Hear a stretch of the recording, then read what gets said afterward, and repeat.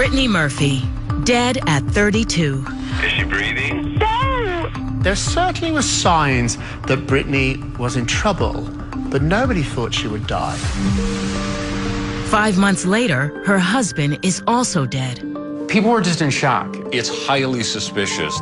Who was the mystery man Brittnay married? I think anyone you talk to who did any business with him, the word that everyone uses is shady.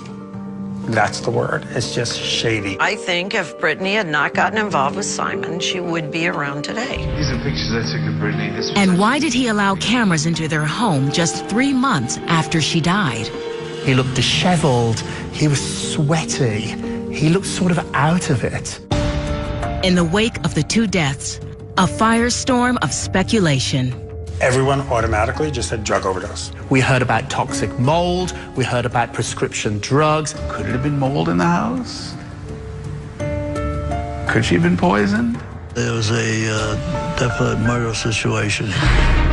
Tonight, a look at the life and death of Brittnay Murphy and the inside story from friends and colleagues who knew the couple.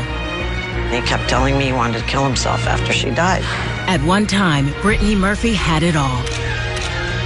Ashton and Brittnay were a tabloid couple made in heaven. So how did this Hollywood fairy tale turn into a nightmare?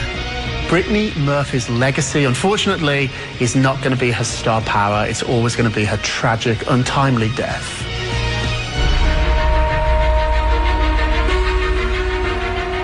Beyond the headlines, Brittnay Murphy.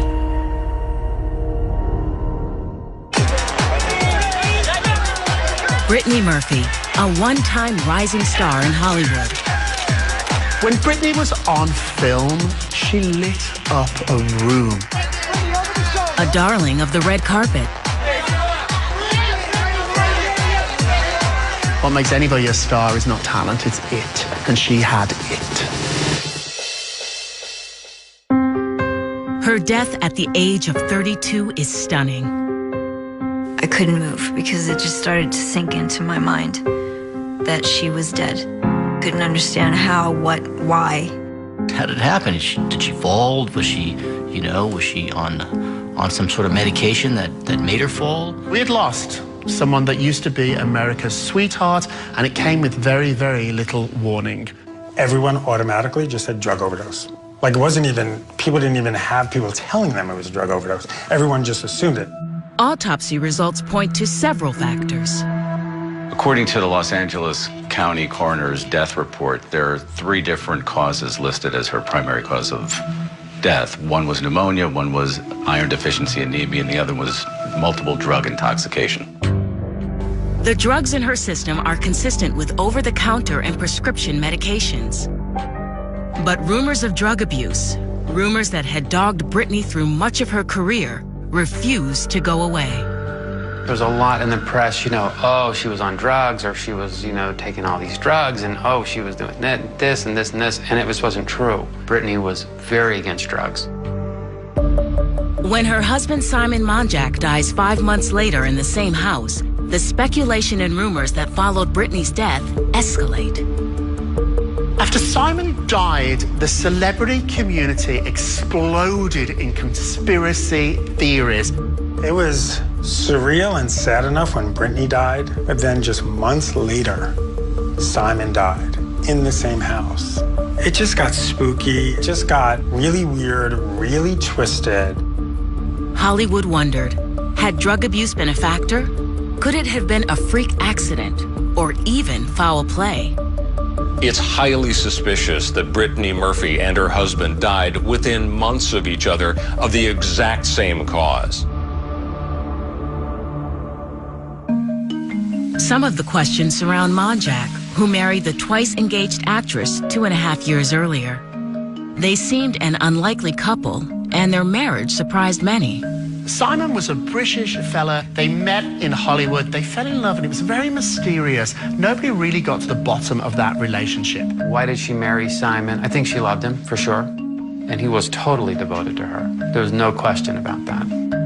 He was totally emotionally lost when she died and just couldn't handle it emotionally.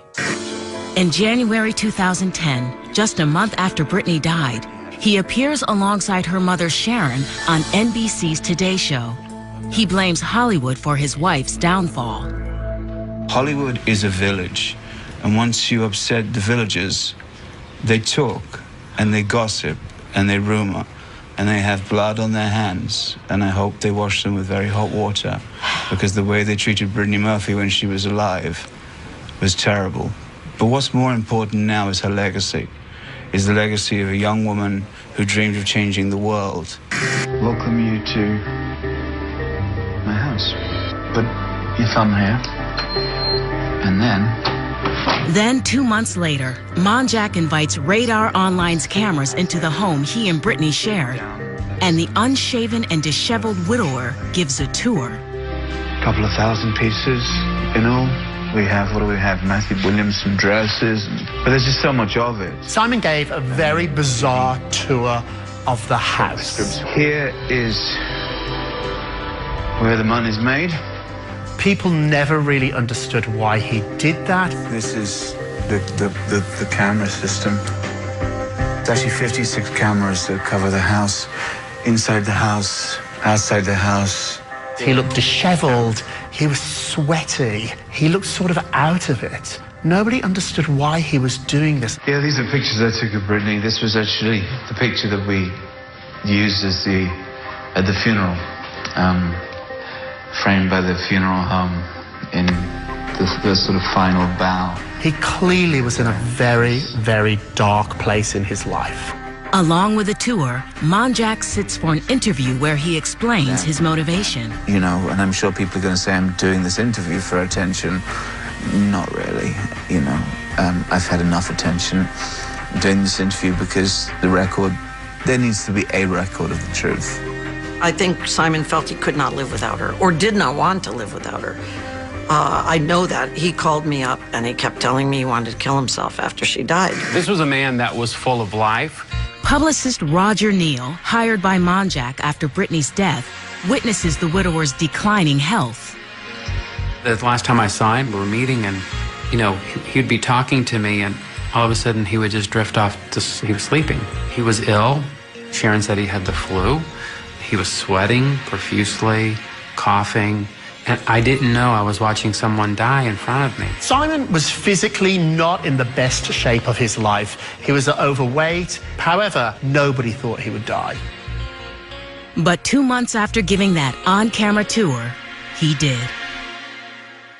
Some tragic news out of Los Angeles, where the husband of the late actress Brittnay Murphy was found dead in his home. When I got the phone call, I was definitely in shock because I had just been with this man for 6 to 8 hours earlier, and I was in disbelief. I'm like, well, Simon's dead. That's impossible. The Los Angeles coroner performs an autopsy, and the findings are surprising. Some of the causes of death were the same for Brittnay. According to the LA County Health Department, the cause of death for Simon was two things: an acute pneumonia and a iron deficiency anemia, very similar to his wife. Monjack is found by Brittnay's mother, Sharon, who lived with the couple in Brittnay's Hollywood Hills home.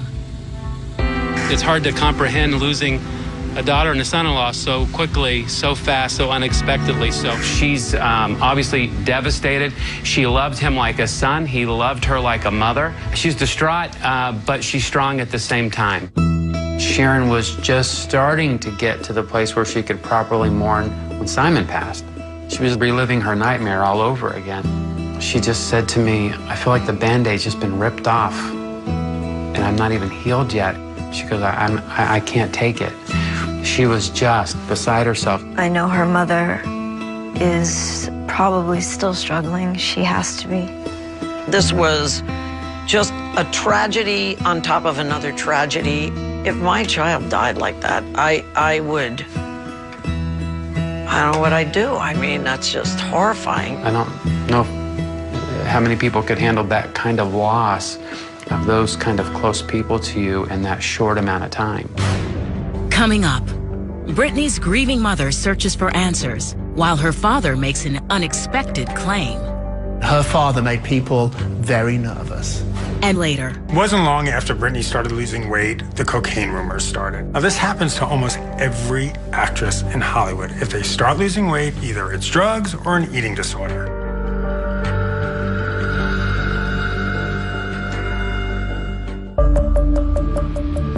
The sudden death of actress Brittnay Murphy, followed by that of her husband 5 months later, stuns the entertainment community.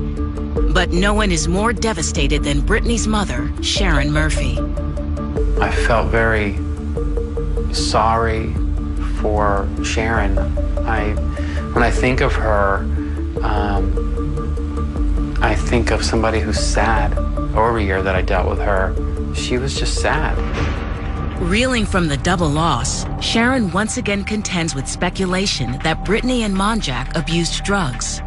We're going to ask that the media be as respectful as possible. She needs her privacy at this time. In July 2010, after the coroner releases the report about Monjack's death, Sharon issues a statement saying, "Just like my daughter Brittnay, there was no kind of drug overdose." The single mother had nurtured her only child's dreams, even moving them to California so Brittnay could pursue acting. By all accounts, the two, who lived together up until the actress's death, were inseparable. You couldn't get a closer mother-daughter relationship. Her mother was there by her side every day on set. They were connected. I mean, there was no doubt about that. Brittnay and Sharon were a pair, all the way to the end. Sharon was reportedly also extremely close to her son-in-law. Sharon thought of him like a son. All they had was each other. So, you know, you learn to lean on the person who's the man of the house, and he became the man of the house. Initially, Sharon Murphy dismisses any connection between the deaths of Brittnay and Monjack. When rumors emerge alleging toxic mold killed the actress, Sharon calls them baseless. But she later files a lawsuit that suggests she has changed her mind. Sometimes people who are overcome with emotion and grief express that in the legal system. An earlier claim brought against the builders of the Hollywood Hills home for construction defects was filed before Brittnay died and was ultimately settled. But 2 years after Brittnay's death, Sharon sues the attorneys who had advised her to settle, because by settling, she lost the ability to ever sue the construction firm for wrongful death. The entertainment media jumps on the story and reports the new lawsuit means that Sharon now believes in the toxic mold theory. She ended up suing her lawyers, claiming they weren't honest and upfront with her about the nature of the action against the home builders. That lawsuit is ultimately settled and the terms are not disclosed. Meanwhile, a figure from Brittnay's past emerges, Angelo Bertolotti. He says that he is Brittnay Murphy's biological father, and he sued to establish that fact. He wanted to establish his paternity so he could have a more legitimate role in exploring her death. Sharon and Bertolotti divorced when Brittnay was only 2. It was really just Sharon and Brittnay. I mean, the dad really wasn't around. Sharon was a single mom. I had never heard about a father. He did interviews, he did press conferences, he demanded to find out the truth, all at the same time, only bringing more attention to himself. In January 2012, a little more than 2 years after his daughter's death, Bertolotti, dissatisfied with the coroner's explanation, sues to obtain Brittnay's hair and tissue samples. Ultimately, he did get these samples that he sent to a laboratory that came back with some very shocking results. Almost a year later, in November 2013, Bertolotti reveals that an independent laboratory found what it called high levels of 10 different heavy metals. He claims the results showed that lots of foreign toxins were found in her body, including some toxins that are often linked to those in rat poison. Bertolotti goes public with his findings and makes a bold claim on Good Morning America. I have a feeling that there was a definite murder situation here. Yeah, it's poison, yes, I know that. He intimated she was poisoned on purpose. Her father made people very nervous. The actions after Brittnay Murphy's death are truly surreal. He's trying to inject himself into the controversy, establish that he was the father, trying to get a hair sample from her, his theory being somebody killed her with heavy metal elements. Several forensic scientists counter that the substances likely stem from hair dye. The Los Angeles coroner declines to reopen her case. The coroner put a statement out saying they stand by their findings. Brittnay's mother also disagrees with Bertolotti. In a letter to The Hollywood Reporter, she writes in part, Angelo has shown he only wants to trade on Brittnay's life, career, and good reputation, even at the cost of putting a cloud over her memory. After not being part of her life for all those years, to suddenly become this concerned, people had suspicions. Can I answer why they're both not here? No, I can't answer that. Do I think somebody killed them? Personally, I don't think anybody killed them. Coming up, the role that made her famous and the lengths she took to remain in the spotlight. She went from this, darling brunette, and then the next thing I knew, she was this bleached blonde that I didn't know.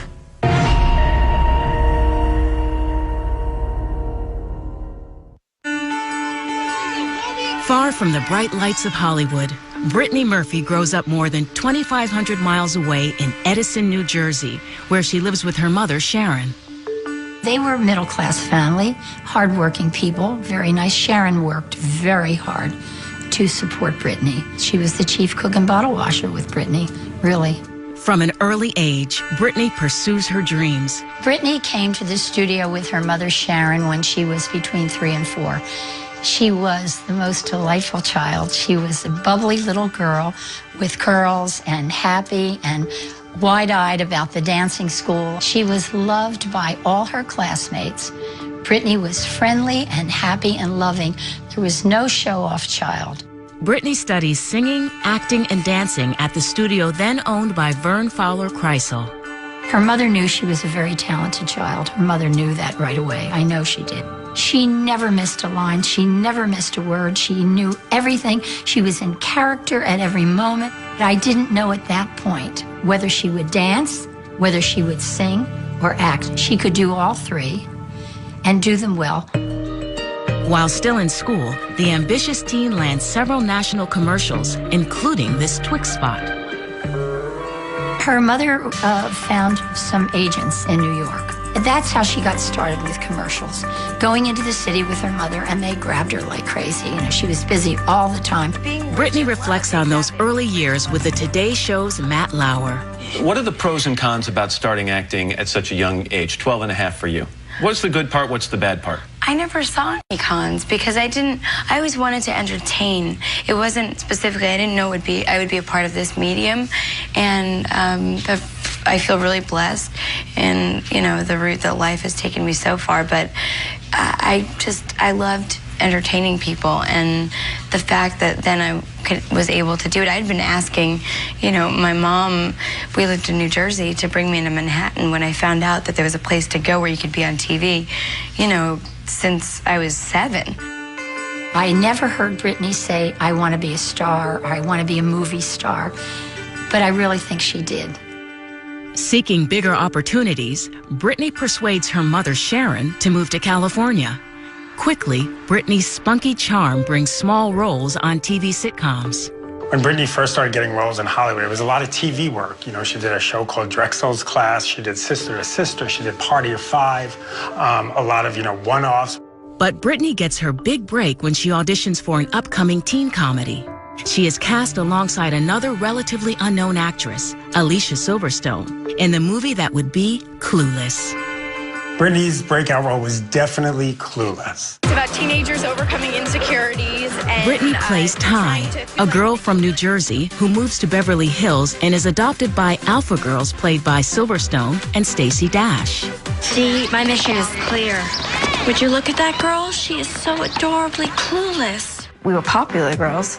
We had opinions. We helped Brittnay Murphy's character, Ty, because she was the new girl at school and she was lost. So we did a makeover. Brittnay on set was very funny, lighthearted. She was just, full of energy. Sometimes you had to think, okay, could you just calm down a minute, just relax. The movie is a critical and financial hit. Brittnay's reviews are strong, but it is Silverstone who is the breakout star. I mean, this was a movie that was so huge. Everyone was talking about it. It made globs of money. It instantly established her as a gifted comedienne.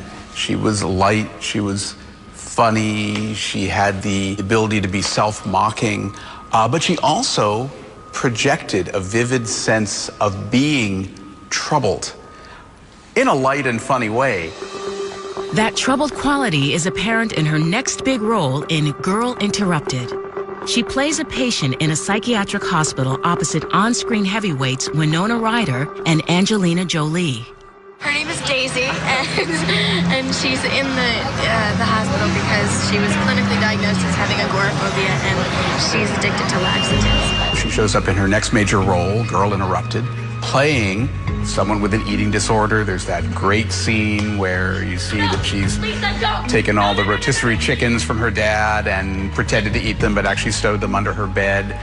And this becomes, I think, a chapter in her on-screen persona, this sense of a girl who is perhaps a little too thin, who has issues there. She could access that piece of humanity that is really tortured, and she could do it really well. As it did in Clueless, Brittnay's work gets positive reviews, but once again, it is her dynamic co-star whose performance is remembered.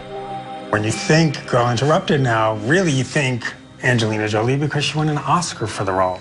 So, you know, you sort of forget, oh wow, that's right, Brittnay Murphy was in that movie.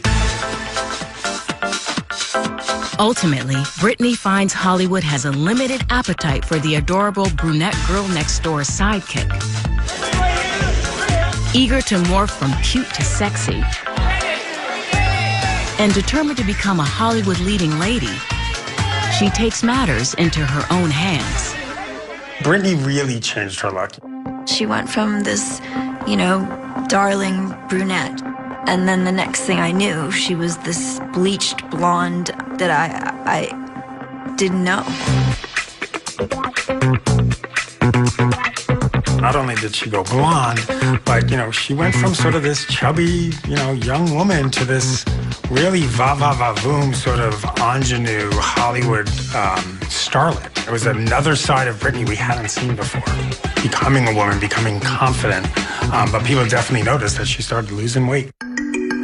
Along with a startling slim down come rumors of drug abuse and eating disorders. It wasn't long after Brittnay started losing weight, the cocaine rumors started. Now, this happens to almost every actress in Hollywood. If they start losing weight, either it's drugs or an eating disorder. It just happens, that's what people start suspecting.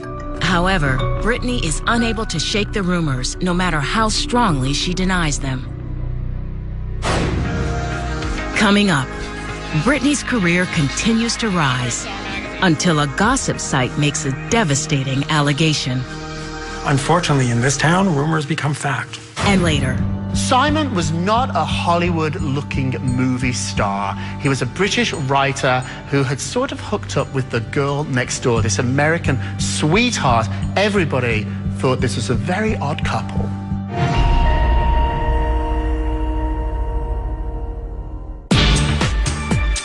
Brittnay Murphy arrives in Hollywood with dreams of stardom. Her breakout role in Clueless puts her career on the fast track. Now, determined to move beyond the cute ingenue to sexy leading lady, she dyes her hair, changes her wardrobe, and pursues bigger roles. Her next part in the 2002 hit 8 Mile cements her reputation as a dramatic actress.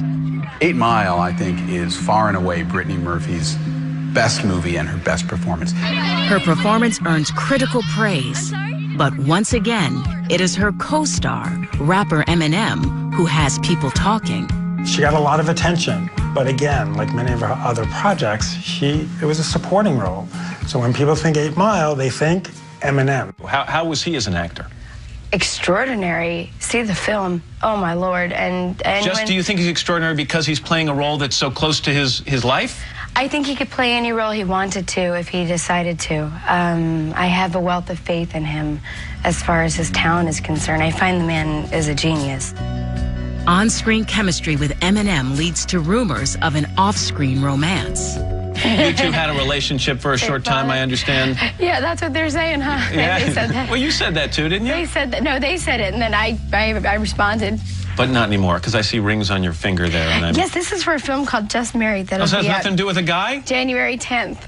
It's a promotional plug. And I fell for it.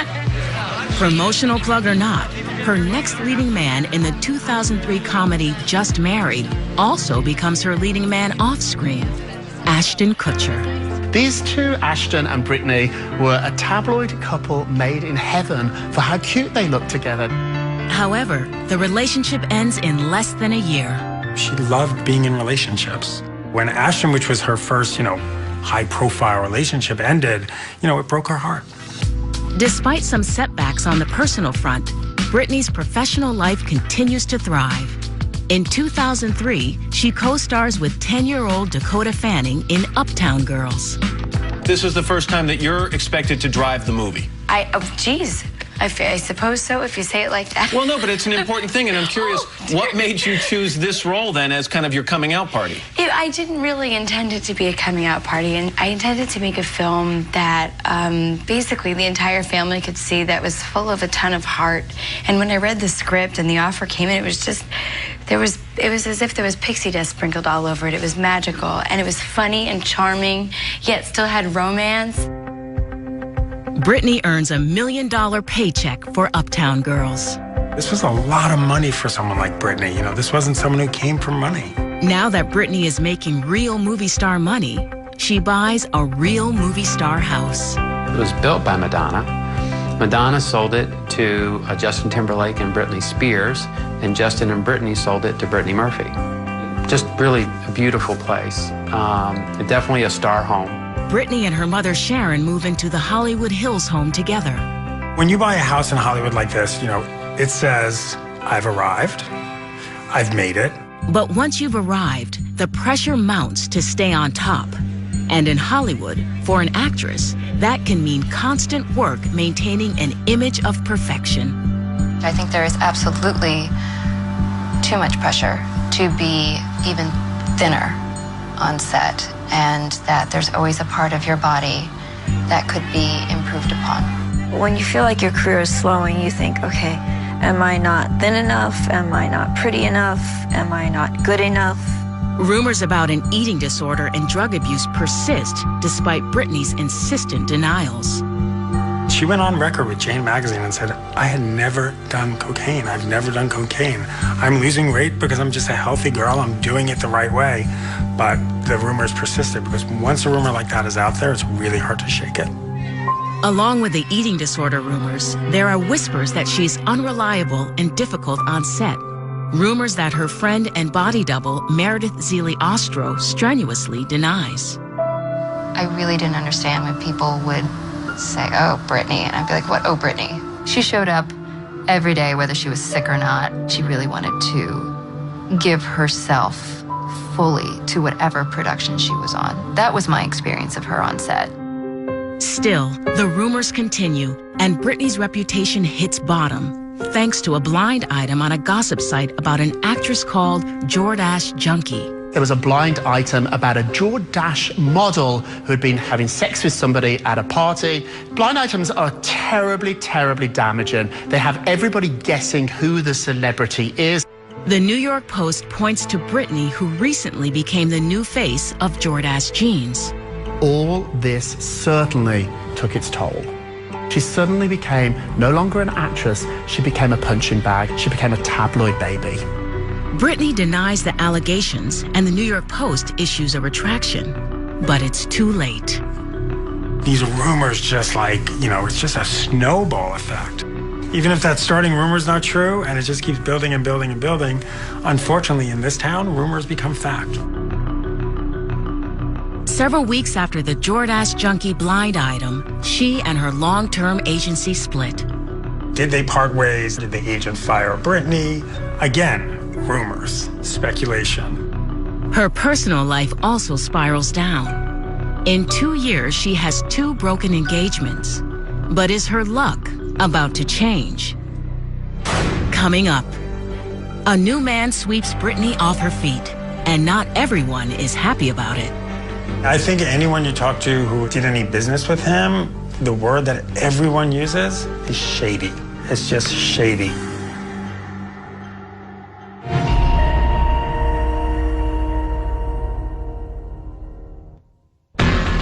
By 2007, Brittnay's career is crippled by rumors and gossip. She seeks comfort in the arms of a new man, Simon Monjack, a British citizen known variously as a producer, screenwriter, and photographer. No one really knew who he was. Some accuse Monjack of being a con man, bilking unsuspecting women and running out on unpaid bills, allegations he denied. Simon has been caught in many lies. There were, lawsuits against him. She didn't know about his financial problems. He had some $300,000 in settlements he had to pay out. I think anyone you talk to who did any business with him, the word that everyone uses is shady. That's the word. It's just shady. To others, he is charming and highly intelligent, attempting to protect and relaunch Brittnay's career. I never got a feeling from Simon that there was any dishonesty. Otherwise, we wouldn't have been able to do business with him. Simon was a very well-spoken, intelligent, well-educated, interesting person. She liked that he was educated and really worshipped his intelligence. After a brief courtship, Brittnay marries Monjack in a small private ceremony in her Hollywood Hills home on May 5th, 2007. Simon was not a Hollywood-looking movie star. He was a British writer who had sort of hooked up with the girl next door, this American sweetheart. Everybody thought this was a very odd couple. I'll be honest with you, I really thought that it was just a setup. I didn't really believe that it was a marriage that I would have thought Brittnay would have wanted in her life. The gossip media speculates Monjack married her for money, citizenship, or both. Simon expressed to me that he was shocked that there was no money. Reports of an expiring visa provide more fuel for speculation.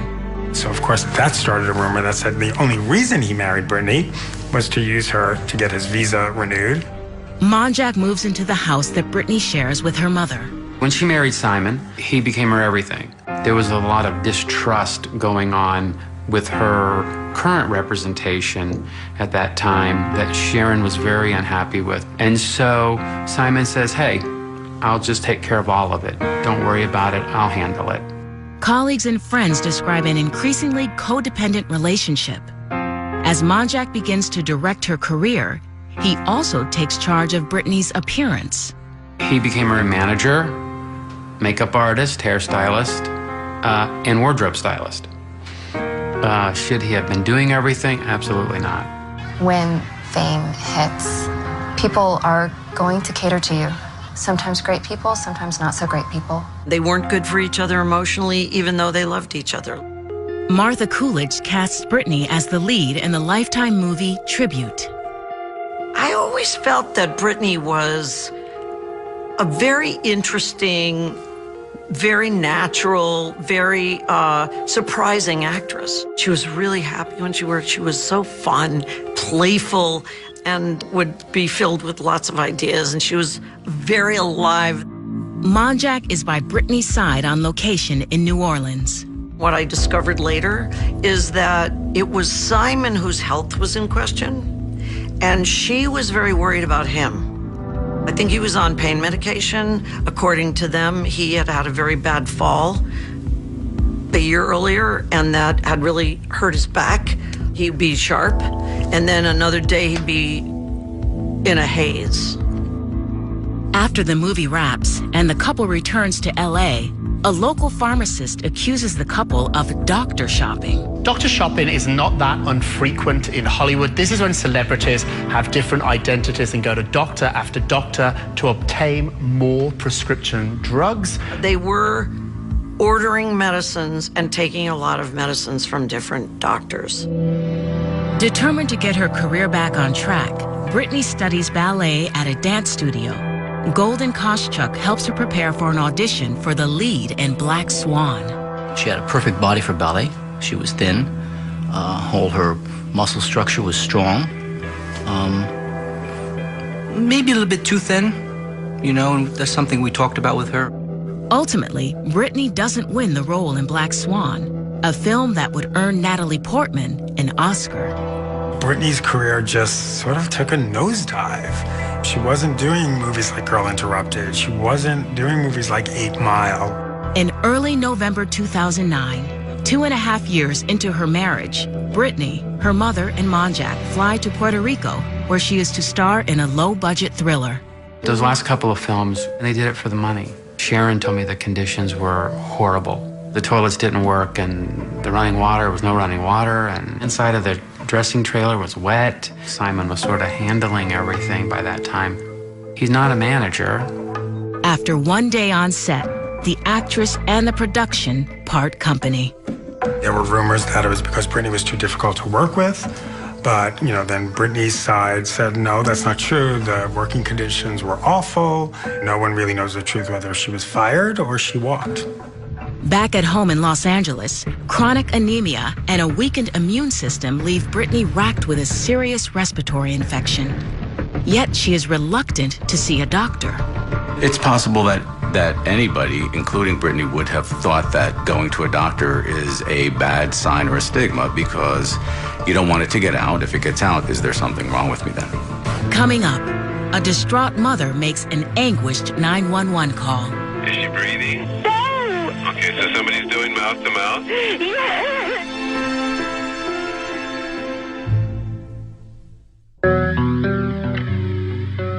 Just before Christmas 2009, back in Los Angeles, Brittnay and her husband Simon Monjack have both been struggling with an illness picked up on the failed shoot in Puerto Rico. They just were not very well, the two of them. The last time I saw her, she was in the dance studio doing class. And she was actually quite depressed. And we had to stop classes and rehearsals for what we were working on to calm her down.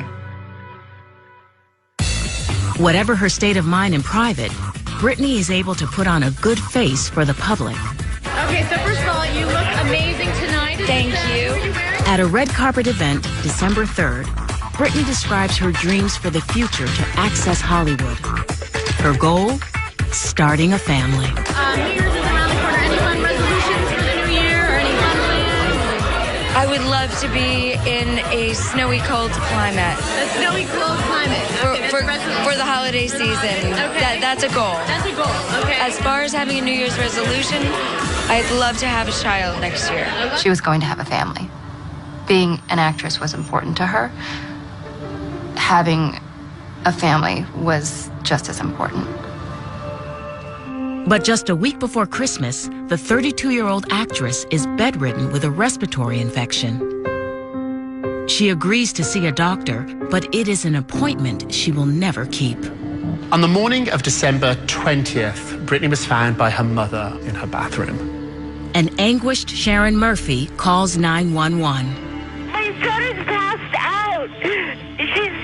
They're doing mouth to mouth. Please get here quick, okay, please. okay. All right, is she awake? Please, no. Is she breathing? No. Okay, so somebody's doing mouth to mouth? Yes. Okay.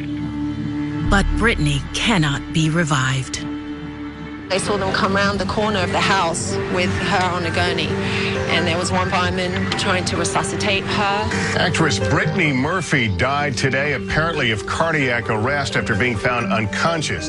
When I heard Brittnay had died, the wind left my chest. I think everyone was just heartbroken. She had the best spirit, and she was like a bright light. Less than 3 weeks earlier, she had spoken about spending the holidays in a snowy place. Instead, on Christmas Eve, she is lowered into the ground. According to Sharon, the funeral was beautiful. She said she looked, you know, like an angel lying there. A month later, when Sharon appears on the Today Show alongside Brittnay's widower, she denies Brittnay ever did drugs, citing a heart condition. She was diagnosed with a heart murmur when she was a young teenager, and she was terrified of anything happening to her. She never did any drugs, ever. The bottom line is if she'd done cocaine, she'd be dead in a second. Then, 5 months after Brittnay dies, Monjack is also dead. Years later, people still speculate about what happened. We heard about toxic mold, we heard about prescription drugs, we heard about toxins. This is a mystery that has never quite been solved. What happened to Brittnay? Why all of a sudden did her life just go down? Was she consumed by the Hollywood machine?